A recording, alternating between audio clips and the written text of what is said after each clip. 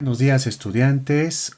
Vamos a empezar la clase de lenguaje en la sesión 6. Antes de iniciar la explicación del libro de Más que Palabras 2, tenemos que dominar el adverbio, los conectores preposicionales o conector preposicional y construcción comparativa. ¿Qué es el adverbio, estudiantes? El adverbio es una clase de palabra que afecta a tres palabras: al verbo, al adjetivo y al adverbio mismo. ¿Cómo el adverbio afecta al verbo? En esta oración, por ejemplo, Carlos llegará mañana. Carlos es el sujeto, y el verbo es llegará, del verbo llegar. Mañana es un adverbio. Mañana es un adverbio de tiempo. Adverbio que afecta al adjetivo. Ejemplo: ese edificio está bien hecho. Bien es el adverbio. Hecho es el adjetivo. Como el adverbio bien le afecta al adjetivo hecho.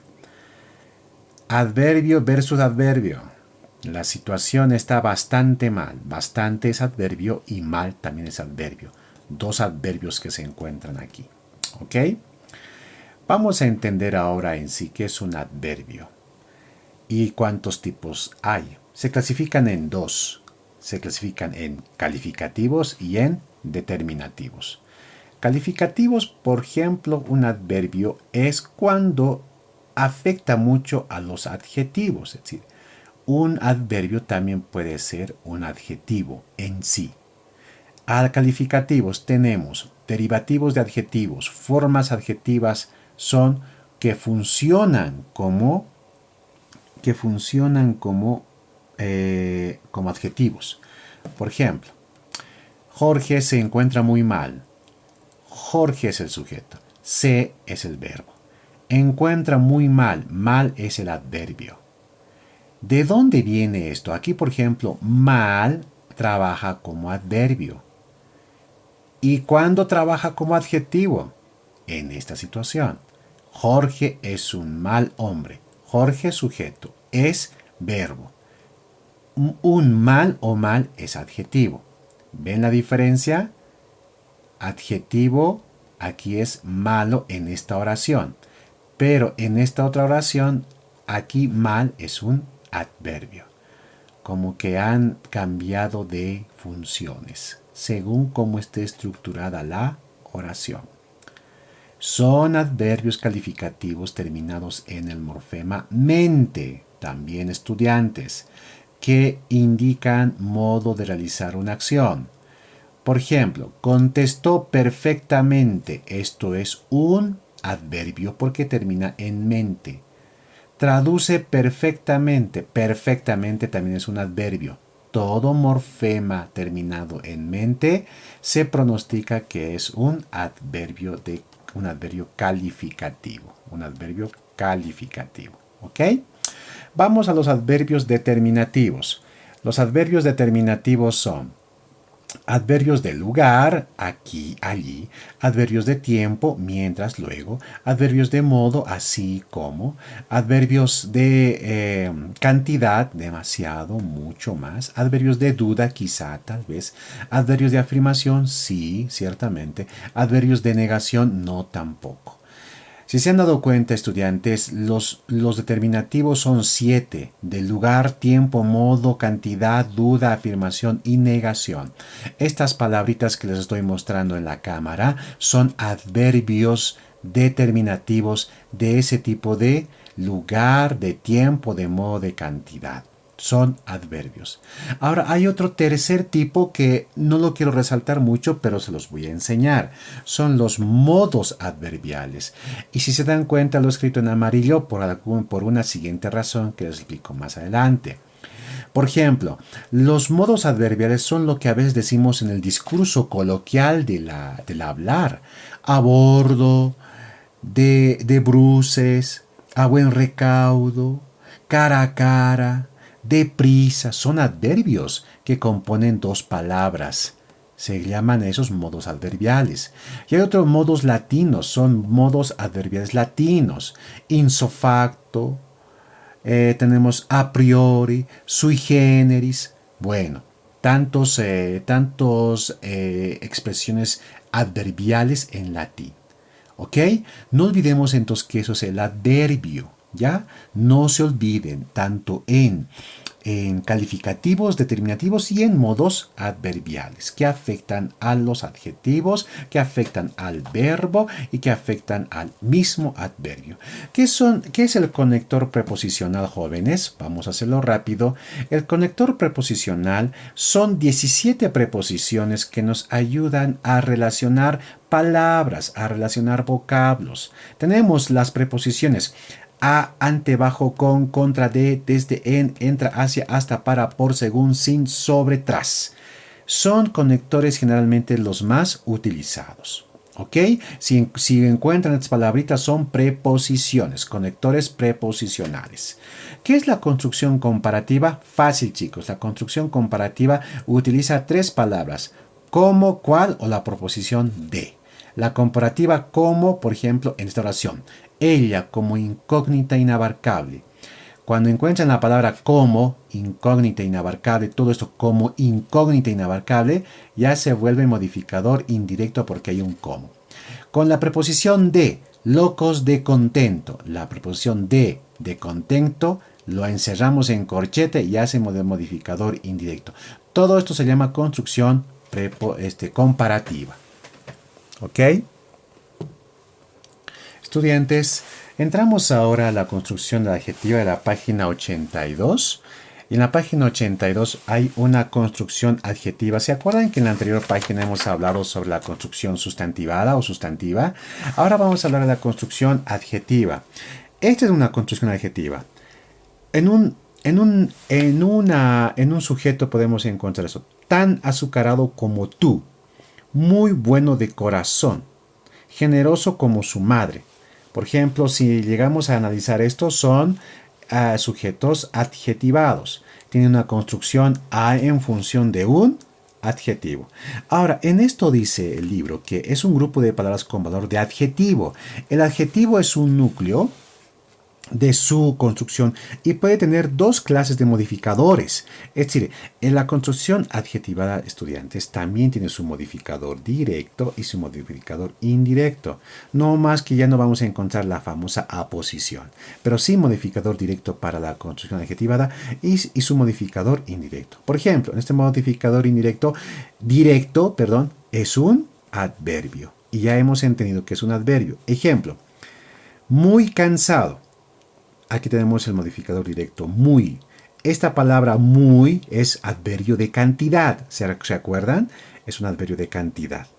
Entonces, eso es un modificador directo como adverbio en una construcción adjetivada. Un modificador indirecto, les había hablado, por ejemplo, puede haber preposición, ya saben estudiantes qué son las preposiciones, y también en construcciones comparativas, como o cual. Locos de contento o también largo como esperanza de pobre. Bueno, esto es de un largo como. Aquí tenemos el comparativo y aquí tenemos el de, que es una preposición. Cuando encuentren este tipo de construcción adjetivada como muy cansado o de contento, es una construcción que significa aún adjetivo. Y aquí tenemos más abajo algunos rasgos de lo que es un tipos y los ejemplos que hay de construcción adjetivada. ¿Ok? Estudiantes, oración y proposición. ¿Qué es una oración, estudiantes? Una oración es una unidad mínima de nuestra expresión con sentido completo y autonomía sintáctica. Una proposición no es un sintagma, es una unidad conformada por una palabra y no tiene autonomía sintáctica. Oración tiene autonomía. Proposición no tiene autonomía. Estudiantes, para hacerlo más claro, una oración está constituido por más de muchas proposiciones. Una proposición puede ser, por ejemplo, dos proposiciones pueden conformar una oración. Ahora aquí la pregunta dice, ¿una oración puede estar compuesta por una sola palabra? Yo justifico que sí, porque si yo pongo lloró, entonces aquí está Aquí lo vemos, por ejemplo, bien separadito. Lloró. Lloró es el verbo y alguien lloró. Ese se llama sujeto tímido o sujeto tácito. Pues aquí ya tengo una oración. Y puede ser una oración, una sola palabra, ¿no? Bueno, eso es lo que pregunta el libro. ¿Cómo identificas en un texto? Bueno, generalmente un texto cuando comienza o cuando termina una oración. Bueno, generalmente empieza una oración cuando empieza con mayúscula y termina en un punto. ¿Ok? En un punto. Eso es una oración para que nos ayude a identificarlo. Entonces, si vemos aquí en el libro, oración y proposición son distintos. La oración es la casa grande que aleja a un o más proposiciones. Y proposición es un sintagma. ¿Y qué es un sintagma? Es una palabra que trabaja como un núcleo. Y bueno, vamos a aprender sintagma en otra clase que les voy a dar en un video. Bien. Estudiantes, los signos de puntuación que presenta la página 84 y 85 son elementos que nos van a ayudar en la cuestión de entender un texto. Pero en general les digo lo siguiente. Los signos de puntuación son representaciones gráficas, pero esos puntos y comas, dos puntos, las comillas, los paréntesis, las rayas y los puntos suspensivos nos ayudan a poder respirar cuando uno lee. Primer concepto, estudiantes, los signos de puntuación nos ayudan a respirar en tiempos. Por ejemplo, el punto y coma nos sirve para, aparte de poder determinar dos proposiciones o dos oraciones para poder separarlas, nos ayuda a tener un tiempo de respiro de 3 segundos. Uso de la coma. El uso de la coma nos da tiempo para respirar 2 segundos, aparte de lo que puede separar según los criterios de enumeración de verbo o de una oración con otra oración. Es decir, estudiantes, todos estos signos de puntuación, que son 8 elementos de signos de puntuación, nos ayudan a entender mejor el diálogo. Entonces, entiéndanlo y vean, por ejemplo, en la unidad 85, cómo se debería aplicar la coma y las rayas en un diálogo. Por último, jóvenes, la entrevista periodística es un tipo de texto, sea oral o escrito. En este punto, por ejemplo, dice que la entrevista da a conocer al público pensamientos y opiniones de personas socialmente influyentes. No se entrevista, a personas al azar, estudiantes. Se entrevista a personas que conocemos para poder hacer preguntas y que vamos a elaborar las preguntas en el momento de entrevistarlas. Les animo a poder leer este hermoso texto, de una entrevista que se realizó al famoso escritor llamado Ernesto Sábato. Ernesto Sábato era un escritor de novelas y ensayista, y aparte de ser un literato, era un físico y pintor argentino. Realmente ha sido una eminencia. Ha escrito 3 novelas importantes: El túnel, Sobre héroes y tumbas, y Abdón el exterminador, ¿no? Y saben, en esta entrevista lo que le dice la entrevistadora, dice pensamientos realmente que hacen pensar mucho, valga la redundancia. Criterios que deberían hacernos pensar. Léanlo porque voy a hacer preguntas sobre esta entrevista. ¿Ok? En la página 88 y 89 tenemos que es el cuadro sinóptico. No hay cómo perderse, jóvenes. Por ejemplo, para poder hacer un cuadro sinóptico tiene que ser todo de manera horizontal, de izquierda a derecha. No es como un mapa conceptual de arriba hacia abajo o ramificada, como una telaraña. El cuadro sinóptico es con corchetes que quieren amplificar un tema, o también puede ser tipo con recuadros, ¿no? Y tiene que ser de izquierda a derecha. Aquí hay un ejemplo sobre la organización incaica.